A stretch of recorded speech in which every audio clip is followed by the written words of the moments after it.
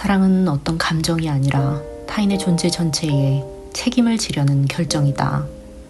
사랑은 상대방이 인간적인 가능성을 실현하도록 돕는 과정이다. 이는 단순히 애정을 표현하는 것이 아니라 상대가 성장하고 발달할 수 있도록 도와주는 것이다. 흔히 우리는 간섭과 조언의 차이에 대해 얘기하곤 합니다. 타인에 대한 관심을 때로는 지나친 간섭이라고 보기도 하고 따뜻한 관심이라고 말하기도 하죠. 이런 조언과 간섭은 표면적으로는 타인에게 손을 내민다는 점에서 유사해 보이지만 그 무의식적인 동기와 태도의 깊이에서 근본적으로 차이가 있습니다. 타인을 통제하려는 간섭과 존중해주는 조언의 첫 번째 차이점은 상대방을 하나의 독립된 주체로 보는지 아니면 불완전한 객체로 보는지의 차이가 있죠. 상대를 존중하는 조언은 타인을 나와 동등한 주체로 인정하고 그 사람이 스스로 판단하고 선택할 능력이 있다고 생각할 때 나옵니다. 조언을 할 때 우리는 나와 다른 관점이 있지만 너는 너만의 고유한 삶을 사는 존재야 라는 존중이 있으며 타인의 삶의 흐름과 그만의 실수, 성장할 권리를 존중할 수 있죠. 반면 통제적인 간섭은 상대방을 잘못되었거나 수정해야 할 대상으로 간주하면서 내가 맞고 너는 틀렸다. 그러니 내가 고쳐줘야지 라는 가려진 우월감을 품고 있습니다. 이 때문에 간섭은 무의식적으로 내가 너보다 더 잘한다 라는 권력의 위치에서 나오며 상대방을 자기 기준에 따라 수정해야 할 대상으로 보게 되죠. 상대방은 독립된 판단력과 자신만의 삶의 흐름이 있는 존재가 아니라 내 기준에 맞게 조정되고 수정되어야 할 대상이 됩니다. 조언과 간섭의 두 번째 차이점은 상대방의 변화에 대한 기다림의 태도가 있는지를 보면 알 수 있습니다. 먼저 발전적인 조언을 하는 사람은 기다릴 수 있죠. 내가 전한 말이 상대방에게 소화가 되고 스스로 반응할 수 있도록 시간을 줄 수 있습니다. 조언은 내 불안을 상대에게 투사하지 않기 때문에 상대가 지금 바로 변하지 않아도 괜찮습니다.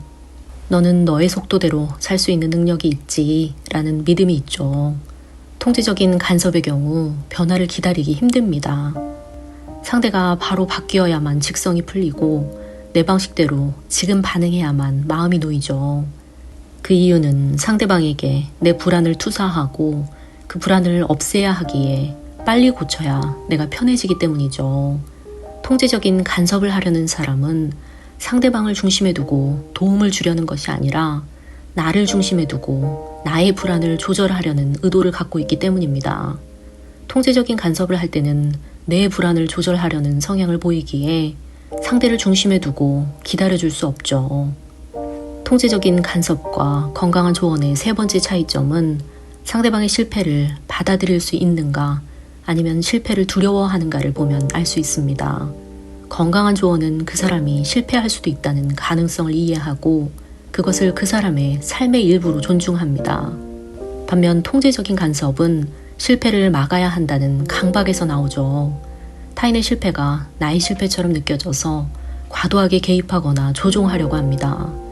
이는 보통 타인과 자기를 분리하지 못한 융합적인 정체감의 결과죠.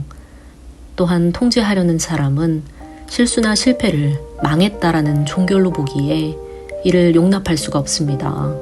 조언하고 상대를 존중하는 사람은 실수나 실패도 경험의 일부로 보기에 그 안에서도 상대의 가능성을 믿어줄 수 있죠.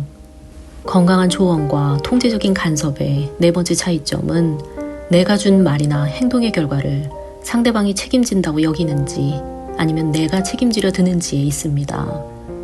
건강한 조언은 그 결과를 상대방이 감당할 수 있다고 믿고 그 책임을 넘기죠. 우리는 상대의 자율성을 신뢰할 수 있을 때 상대가 책임지도록 하려고 합니다. 이렇게 되면 그건 네 삶이야.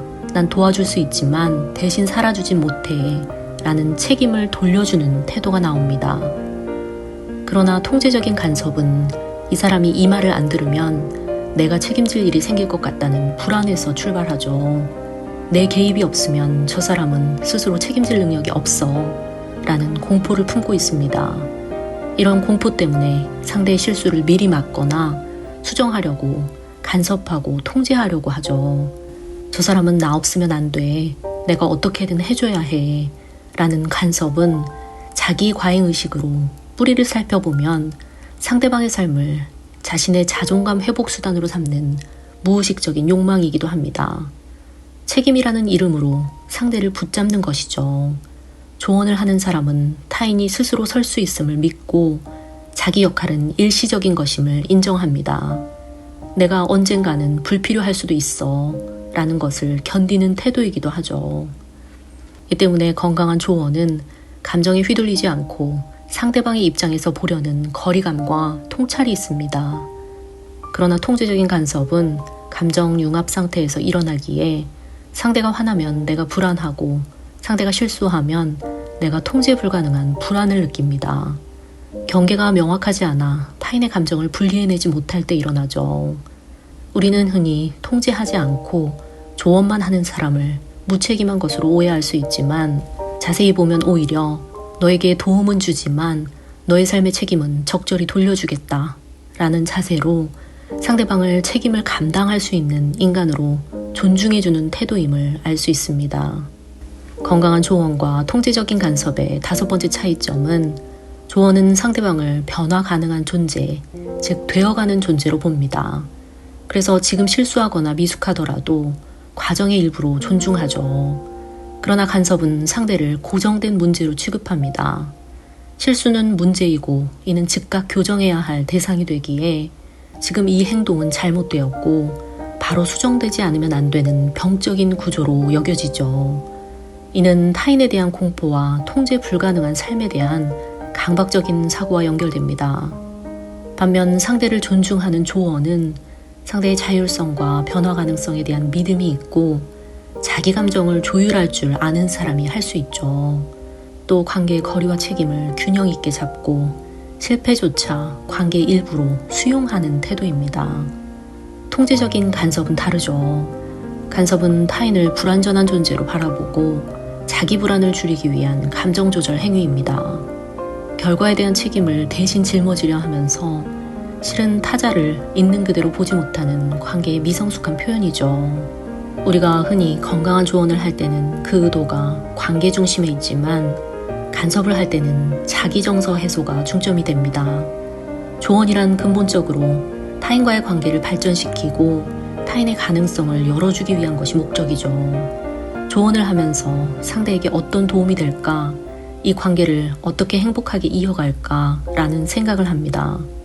통제적인 간섭은 겉보기엔 조언 같지만 실제로는 내 불편함, 내 불안, 내 분노를 해소하기 위한 말인 경우가 많죠. 너는 그걸 왜 그렇게 해? 그렇게 하면 안 되지 라는 말 속에는 실제로는 내 감정을 견딜 수 없어서 상대에게 던지는 감정적인 방출이 숨어 있습니다. 그래서 이 말 안 하면 속 터질 것 같아. 그렇게 하지 말라고 말해야 내가 좀 편하겠어. 라는 식의 자기중심적인 의도가 드러나죠. 한편 건강한 조언을 하는 사람은 상대방의 반응을 듣고 소통을 하면서 아, 너는 그렇게 생각하는구나. 지금 내 말은 도움이 안 되겠네. 라는 수용적인 귀 기울임이 있지만 통제적인 간섭을 하는 사람은 자신이 옳다. 나의 올바름에만 집중하는 경향이 있습니다. 이건 내가 맞잖아. 네가 인정해야지. 라는 말처럼 상대방의 감정 상태는 무시하고 내 말을 듣는가 안 듣는가에 온 힘을 기울이죠. 이는 때로는 나는 완전하고 너는 불완전하니 내가 수정해줄게 라는 위계를 형성합니다. 조언은 수평적으로 경청하고 의견을 유연하게 조정할 수 있는 상황을 만들지만 통제적인 간섭은 일방적으로 옳고 그름만 밀어붙여야 하기에 말의 일방성에 갇혀 있죠. 그렇다면 통제적인 간섭을 반복하는 사람과 조언을 통해 긍정적인 변화를 유도하는 사람의 무의식적 뿌리는 어떻게 다를까요? 간섭과 조언은 둘 다 겉보기엔 도움을 주려 한다는 공통점을 보이지만 그 무의식적 뿌리는 다르죠. 첫 번째는 자기 감정 인식과 처리 방식이 다릅니다. 통제적 간섭이 나오는 사람은 자기 불안과 걱정을 직면하거나 정리하지 못하고 타인의 삶에 개입하는 방식으로 해소하려고 하죠. 이는 자기 감정을 타인의 행동을 조정하면서 간접적으로 통제하는 것입니다. 반면 건강한 조언을 하는 경우 자기 감정을 성찰할 수 있고 타인에게 자기 감정을 쉽게 투사하지 않는 특징이 있습니다. 또 타인을 보는 무의식적 인식 구조도 다르죠. 통제적인 간섭을 하는 사람은 무의식 중에 타인을 미성숙하거나 잘못된 선택을 할 존재로 간주합니다. 이 때문에 도움을 주려 하지만 타인의 자유와 판단력을 믿지 못하고 타인을 무력하게 인식하죠. 간섭이 잦은 사람과 조언을 하는 사람은 자신과 타인의 경계 감각에서도 차이를 보입니다. 통제적인 간섭을 하는 사람은 자기와 타인의 경계를 분명하게 보지 않고 타인의 실수와 불편감을 자기 것으로 끌어들여 동요하거나 불편감을 줄이려고 통제하려 합니다. 무의식에서 타인을 나의 확장물처럼 취급할 수 있죠. 참 신기한 것이 간섭하는 사람과 건강한 조언을 하는 사람의 무의식적인 자기 가치감의 구조에도 차이가 있습니다. 통제적인 간섭을 자주 하는 사람은 타인을 통제하고 지적하거나 가르칠 때 자기 존재감이 강해진다는 느낌을 받는 경향이 있죠. 즉, 내가 말해줘야 저 사람에게 가치가 생긴다 라는 생각이 있기에 타인이 통제가 되어야 자기 유능감을 증명하게 됩니다. 반면 건강한 조언을 자주 하는 사람은 타인의 변화나 통제에 자기 가치가 의존하지 않죠. 상대가 나의 조언을 따르든 말든 그 사람을 존중하며 기다릴 수 있고 나의 존재감은 타인의 통제 여부보다도 나 자신의 통찰과 신뢰에서 나옵니다. 간섭을 자주 하는 사람은 무의식적으로 혼란과 실패, 불확실성에 대한 불안과 공포가 있습니다. 이렇게 되면 타인이 뜻대로 통제되지 않거나 실수를 할 때 위협감을 느끼고 개입하려는 마음이 커지죠. 간섭은 사실 자기 내면의 무질서에 대한 방어적인 행동입니다. 조언을 건네는 사람은 타인이 실패하거나 변화하는 데 시간이 걸릴 수 있다는 것을 삶의 일부로 받아들일 수 있습니다. 인간이 변화할 때 혼돈과 실패를 지나야만 된다는 것을 알기에 그 과정을 지켜보는 침착함과 신뢰가 있죠. 한편 우리 주변을 살펴보면 가까운 사람들이 어려움을 겪을 때 좋은 방향으로 나아갈 수 있게 조언해주고 도와주려는 경우가 있고, 또 가까운 사람이 미성숙하거나 어려움을 겪을 때 간섭해선 안 된다며 관계를 단절하거나 냉담하게 대하는 경우도 있습니다. 이런 경우 타자에 대한 책임과 인간관계에 대한 이해에서 다른 관점을 보여주죠. 먼저 타인이 어려움을 겪을 때 조언하고 인내하면서 이끌어주는 사람의 경우 인간관계를 상호적으로 보고 상대의 어려움에 도움을 줄 책임이 있다고 여깁니다. 인간은 서로 영향을 미칠 수 있고 내가 줄 수 있는 도움이나 방향 제시가 있다고 믿죠. 반면 어려움을 겪는 사람을 단절하거나 거리 두는 경우 관계 속에 책임을 회피하거나 부정하면서 실은 자신이 다치지 않기 위한 거리 두기를 만듭니다. 상대를 이끌어주는 사람은 미성숙한 존재도 성숙해질 수 있다고 믿고 그 성장이 고통스럽고 느릴 수 있지만 기다릴 가치가 있다고 생각하죠. 반면 상대를 단절하는 경우 인간의 성격이나 미성숙함은 고정된 본질이라고 봅니다. 변화보다는 현실을 받아들이고 관계를 축소하거나 정리하려고 하죠. 여기에는 본질적으로 자기 감정 조절력의 차이가 있습니다. 인내하며 상대를 이끄는 사람은 상대의 미성숙함에서 오는 스트레스를 자기 내부에서 처리할 능력이 있기에 감정에 바로 반응하지 않고 내면의 거리두기와 자기 조절력이 작동합니다. 반면 상대와 쉽게 단절하는 사람은 상대의 미성숙함이 주는 불편함을 견디지 못하고 감정을 회피하거나 억지로 차단하려고 하죠. 결국 감정의 조절력이 약하기에 외부의 통제를 통해 안정감을 확보합니다. 또 다른 차이는 관계에 대한 이해가 다르죠. 타인을 이끌어주는 사람은 관계가 단순한 효율이 아닌 상대방의 고통과 미완성까지 함께 견디는 존재론적인 책임이 있다고 보는 반면에 단절하는 사람은 관계란 즐겁고 나에게 이익이 되는 경험이어야 하며 이것이 깨지면 빠져나와야 한다고 생각합니다.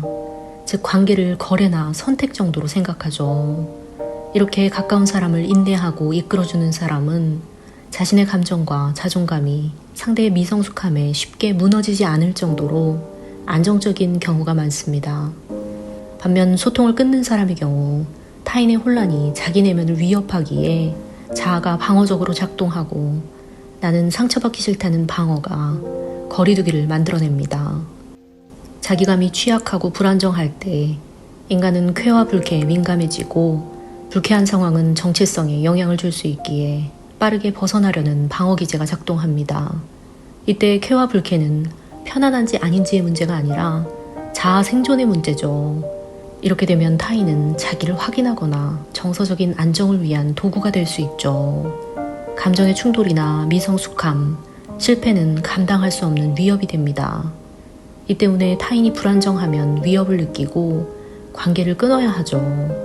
이들에겐 타인의 혼란은 나의 붕괴다 라는 무의식적인 신념이 깔려 있습니다. 불쾌나 갈등은 회피해야 하기에 관계의 책임이나 갈등을 감내하지 못하죠.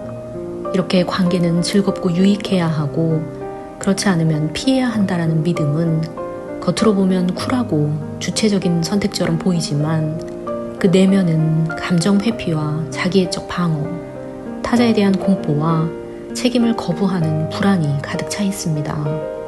이렇게 되면 관계 속에서 스스로 성장할 기회를 잃게 되죠. 타인을 조건적으로 보게 되면 나에게 불쾌감이나 손해를 주거나 에너지 소모를 유발하면 타인의 고통조차 존중할 필요가 없는 것으로 생각하게 됩니다. 이렇게 되면 나는 개입하지 않을 테니까 내 책임도 없어 라면서 관계를 쉽게 끊고 무책임해질 수 있죠. 이런 태도는 방임이나 냉담함을 보이면서 정서를 차단하거나 책임을 회피하는 특징을 보여주죠.